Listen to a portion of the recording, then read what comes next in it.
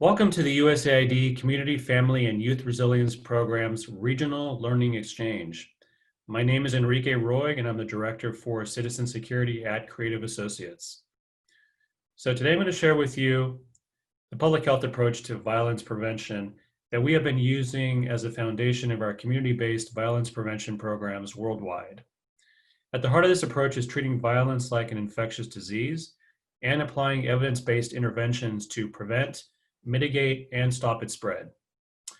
It's also important to match youth with interventions based on their level of risk, whether that's primary, secondary, and/or tertiary. And we're going to talk a little bit more about that in a moment. I'll use examples from USAID's Community, Family, and Youth Resilience Program to show you what the application of the approach looks like in Guyana, St. Kitts and Nevis, and St. Lucia. So the pyramid that you're looking at now is a visual depiction of the public health approach. Starting at the bottom, you'll see that we're looking at a primary level, moving up to secondary and tertiary. You'll also see as you move up the levels of risk that crime and violence actually increases. This also indicates that a smaller group of individuals at the tertiary level are actually responsible for committing most of the crime and violence in those neighborhoods.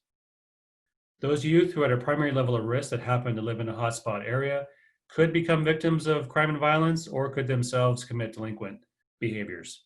So USAID's CFYR program engages with these communities to improve cohesion and safety while providing positive alternatives to crime and violence for school-age kids through after-school programs, with out-of-school youth and vocational training, life skills development, workforce readiness, and job placement programs.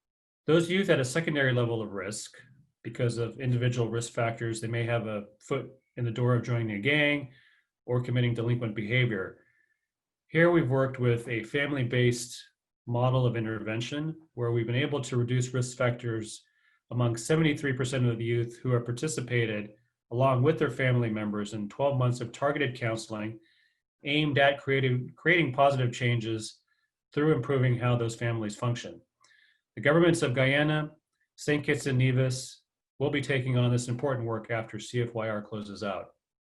At the tertiary level of risk, we're talking here about youth that are already involved in crime and violence. They might already be in the juvenile justice system, or maybe they're looking for a way out of a gang.